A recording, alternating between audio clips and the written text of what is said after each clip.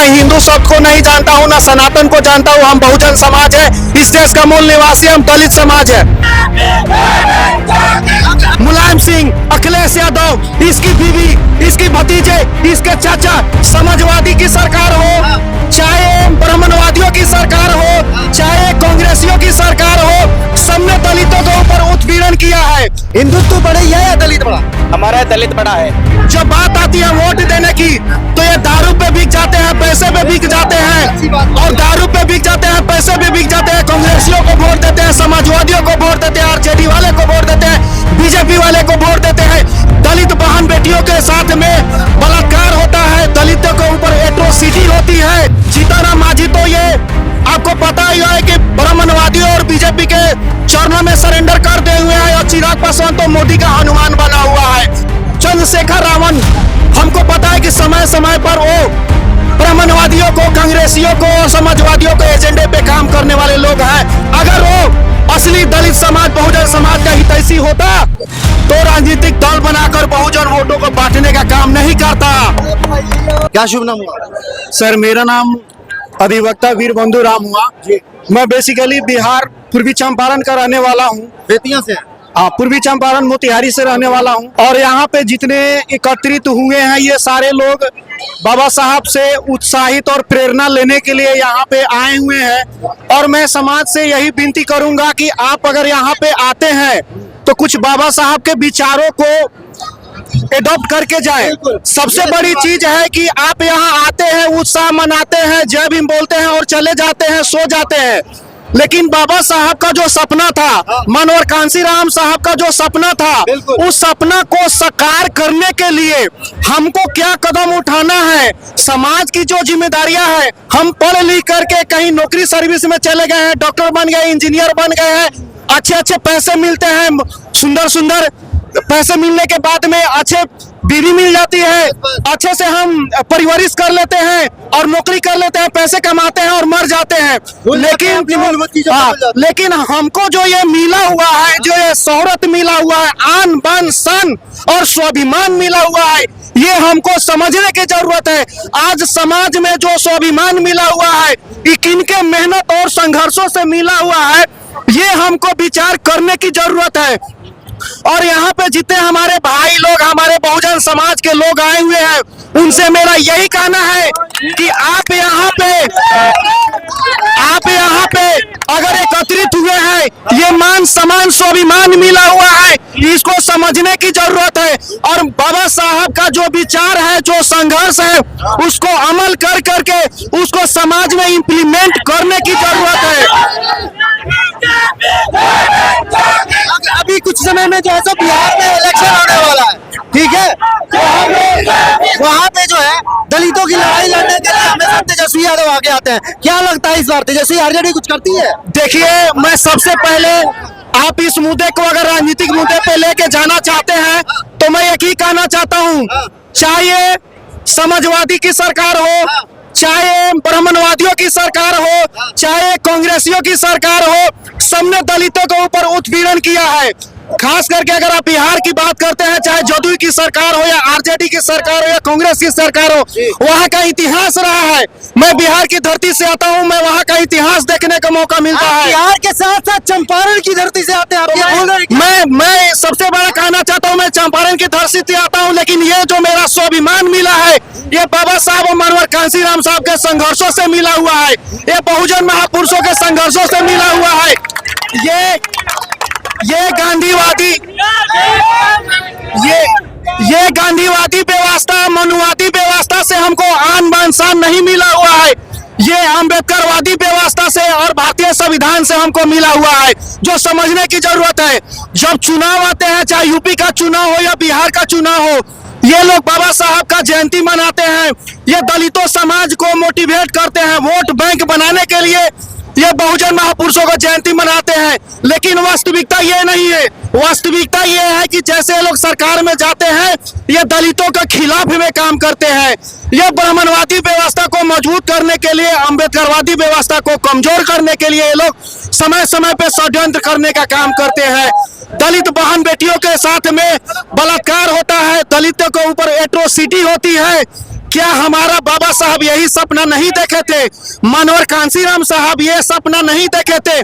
और ये हमारा बहुजन समाज, दलित समाज नहीं समझता है। जब बात आती है वोट देने की तो ये दारू पे बिक जाते हैं, पैसे पे बिक जाते हैं, और दारू पे बिक जाते हैं, पैसे पे बिक जाते हैं। कांग्रेसियों को वोट देते हैं, समाजवादियों को वोट देते हैं, आरजेडी वाले को वोट देते हैं, बीजेपी वाले को वोट देते हैं। बदले में मिलता क्या है? बहन बेटियों को इज्जत लूटी जाती है, समाज में मोक्ष नहीं दे दिया जाता है, समाज में घोड़े पर नहीं चढ़ने दिया जाता है, जाति के नाम पे उत्पीड़न होता है।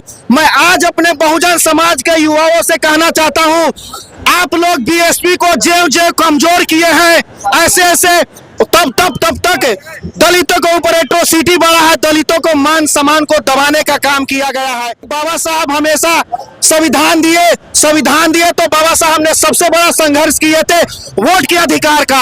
इस वोट के अधिकार को समझिए और इसका इस्तेमाल कैसे करना है मनोहर कांशीराम साहब ने यूपी जैसे बड़े प्रदेश में सरकार लागू करके आप लोगों को सिखाने कह रहे हैं कि बिहार में आने वाले इलेक्शन में सबसे बेहतरीन जो युवा और चेहरा है, चाहे वो भले दलित की लड़ाई लड़ने के लिए, चाहे वो कितना भी संघर्ष कर रहे हैं, चाहे वो जीतन राम मांझी हो, चिराग पासवान हो, इन दोनों में कौन बेहतर होगा? सबसे मैं कहना चाहता हूँ जीतन राम मांझी तो ये आपको पता ही है कि ब्राह्मणवादी और बीजेपी के चरणों में सरेंडर कर दे हुए हैं, और चिराग पासवान तो मोदी का हनुमान बना हुआ है। ये लोग दलितों का श्रेय लेकर के राजनीतिक रोटी सेकने का काम करते हैं और सत्ता में जाकर के सत्ता का मलाई चापने का काम करते हैं। लेकिन बिहार के दलितों को अगर स्थिति देखा जाए तो जर्जर स्थिति है। मलाई तो चापा गया है आरजेडी की सरकार में 15 साल जो है एनडीए की सरकार में, तो वो आपको नहीं याद आता आरजेडी की सरकार? कौन बोलता है कि एनडीए की सरकार हो, आरजेडी की सरकार हो? मैं लालू जी की सरकार अगर याद दिलाना चाहता हूं तो जहानाबाद की घटनाएं मैं याद दिलाना चाहता हूं। रणवीर सेनाओं के द्वारा जो दलित बस्तियों को कच्चर करके रख दिया गया, पेट में पल रहे बच्चे को तलवार से काटा गया, मैं ये कहना चाहता हूं। मैं याद दिलाना चाहता हूं एक आईएएस ऑफिसर को हत्या की गई, किसके सरकार में की गई? मैं याद दिलाना चाहता हूं एक दलित आईएएस ऑफिसर को, बीवी को, मृत्युंजय यादव, हेमलता यादव का बेटा, ये घटना कोई छुपा हुआ नहीं है। तो मैं कहना चाहता हूं उस केस में क्या न्याय हुआ था? न्याय क्या हुआ? मैं कहना चाहता हूं जिसकी सरकार होती है उसके पक्ष में न्याय होता है। दलितों को सुनने वाला कौन है? दलितों को एक ही सरकार में न्याय हुआ था, वो आदरणीय बहन जी की सरकार और बहुजन पार्टी की सरकार में न्याय हुआ था।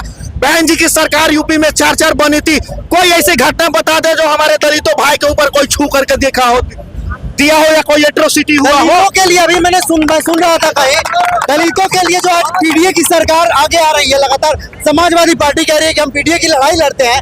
हमें नहीं लगता कि उत्तर प्रदेश के इतिहास में जो गेस्ट हाउस कांड हुआ था, एक दलित नेता मायावती के ऊपर जो हमला हुआ था, उससे बड़ी कोई घटना हुई होगी? सबसे पहले चीज, आप जिस पीडीए की बात करते हैं और जिस समाजवादी की बात करते हैं, ये जातिवादी गुंडे लोग हैं। ये लाठी चलाने का दलितों के ऊपर, चमारों के ऊपर, बाल्टी के ऊपर करने का काम करते हैं। और जिस पीडीओ की बात करते हैं, समाजवादी अपने पार्टी का नाम रखते हैं, लेकिन इस पार्टी को मैं स्वयंवादी कहता हूं। मुलायम सिंह, अखिलेश यादव, इसकी बीवी, इसकी भतीजे, इसके चाचा, ये स्वयंवादी लोग हैं। और ये लोग दलितों का वोट लेकर के अगर से शोषण करने का काम किया तो समाजवादियों के सरकार में किया है। और मैं कहना चाहता हूं, मैं अपने दलित बहुजन समाज के युवाओं से कहना चाहता हूं, आपकी ताकत समाज की ताकत है। आप अगर बहुजन समाज को जानते हैं, बाबा साहब के संघर्षों को समझते हैं, मनोहर कांशीराम साहब को संघर्षों को समझते हैं, तो मैं कहना चाहता हूं अपने वोट की पावर को समझिए। और वोट की पावर को समझने के बाद सत्ता आप तय कर सकते हो। जिस तरह बहन जी ने, मनोहर कांशीराम साहब ने, बहन जी के नेतृत्व में यूपी में 4 बार सत्ता बनी थी। और ये जितने भी बहुजन विरासत देखने का मौका मिलता है यूपी में, पूरी इंडिया घूम जाएंगे, आपको देखने का मौका नहीं मिलेगा। लखनऊ से लेके नोएडा तक अगर घूमेंगे तो बहुजन महापुरुषों का इतिहास अपने लगातार जो सत्ताधारी जो दल है वो ये कह रही है कि कुर्सी मिलने से पहले जिस तरीके से दलितों के लिए चंद्रशेखर आजाद लड़ाई लड़ते थे, आज सांसद बनने के बाद वो सीमित हो गए हैं। सबसे पहले कि मैं भाई चंद्रशेखर को मैं रिगार्ड करता हूं कि दलित समाज के बेटा है, लेकिन चंद्रशेखर रावण संघर्ष और मूवमेंट से पैदा हुआ लीडर नहीं है, वो एक्सीडेंटल लीडर है। और वो हमको पता है कि समय समय पर वो ब्राह्मणवादियों को, कांग्रेसियों को और समाजवादियों के एजेंडे पे काम करने वाले लोग हैं। वास्तविक नेतृत्व उसके हाथों में नहीं है, न उसके संघर्षों में है। अगर वो असली दलित समाज, बहुजन समाज का हितैषी होता तो राजनीतिक दल बनाकर बहुजन वोटों को बांटने का काम नहीं करता। सबसे पहले चीज मैं कहना चाहता हूं, मनोहर कांसीराम साहब ने एक सपना देखा था और बहुजन समाज पार्टी की बनाई थी। जो बहुजन समाज पार्टी यूपी में 4 बार सत्ता में रही, क्या अगर एक्चुअल में बहुजन समाज का हित ऐसी होता भाई चंद्रशेखर रावण, तो समाज को हित में काम करने के लिए पार्टी की जरूरत नहीं होती है, अच्छे नियत की जरूरत होती है। पार्टी बना करके हम काम नहीं कर सकते, हम समाज में ग्राउंड लेवल पे काम कर सकते हैं। तो बहुत सारे ऐसे लोग हैं जो बहुजन समाज के लिए लगातार कहते हैं कि चंद्रशेखर ने पार्टी बनाई दलितों के हितैषी है, दलितों के मसीहा है, दलितों की लड़ाई लड़ रहा है। उन पे इन्होंने बड़ा बयान दे दिया है। उन्होंने कहा कि दलितों के लिए लड़ने के लिए ना हमारे पास देश में ऑलरेडी पार्टियां थी, वो दलितों को बांटने के लिए उन्हें पार्टी बना के लड़ाई लड़ने की जरूरत नहीं थी। ये सही बात है।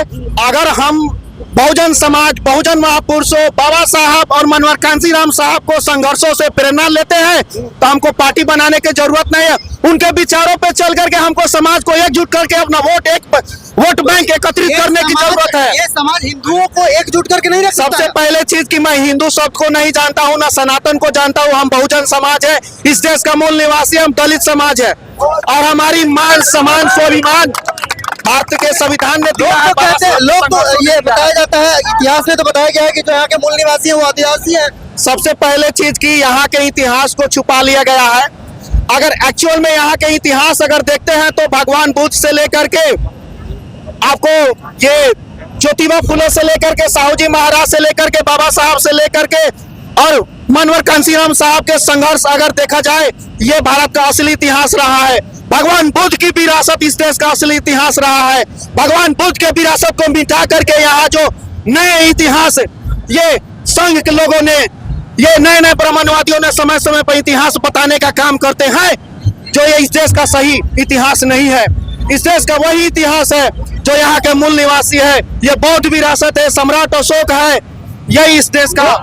ये भारतीय जनता पार्टी कहती है कि लोग जो जिस बौद्ध धर्म की बात करते हैं, बौद्ध समुदाय की बात करते हैं, जिससे बाबा साहब अम्बेडकर भी जो है सो जिनसे प्रेरणा लिए, आज बौद्ध समाज जो है, गौतम बुद्ध जो है वो इनके आगे पीछे हो गए। क्यों रेस में आज बाबा साहब अम्बेडकर आ गया और हमारे बौद्ध जो है गौतम बुद्ध जो है वो पीछे हो गए? क्यों? देखिए, सबसे पहले चीज जिस पार्टी का नाम लिए है वो ब्राह्मणवादी, मनुवादी और संघीय मानसिकता के लोग हैं। ये बहुजन समाज हो, चाहे भगवान बुद्ध हो, चाहे बाबा साहब के संघर्षों के अपने द्वारा मैनिपुलेट करके समाज में इंप्लीमेंट करने का काम करते हैं।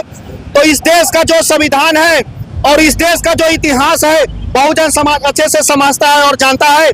हमारे इतिहास को बीजेपी और ये संघियों के द्वारा बताया नहीं जाएगा। संघियों का क्या इतिहास है, संघी कौन है, ये आर्यन समाज कौन लोग है, ये वैदिक समाज कौन लोग है, ये सब पूरी बहुजन समाज जानती है। क्या शुभ नाम हमारा पवन कुमार। पवन कुमार जी, हिंदुत्व बड़े ही है या दलित बड़ा? हमारा दलित बड़ा है। हिंदुत्व को हिंदुत्व भी बहुत बड़ा है, हिंदुत्व भी हमारा, दलित भी सब बड़ा है। आपको बांट रहे हैं? बिल्कुल नहीं, हमारा कोई बांट बटारा नहीं है। नहीं है। धन्यवाद। समाज को क्या संदेश देना चाहते हैं जो हमारा लगातार समाज दलित की लड़ाई लड़ते हैं और हिंदू के नाम पे भाई पीछे हट हम तो जाते हैं? कहते हैं हम साथ एक साथ रहे, मिलकर जुड़ कर रहे। हाँ। कोई भी कट के बिगोड़ ना साथ रहे, बिल्कुल भी। हम तो एक साथ, मेरा साथ कहना यही।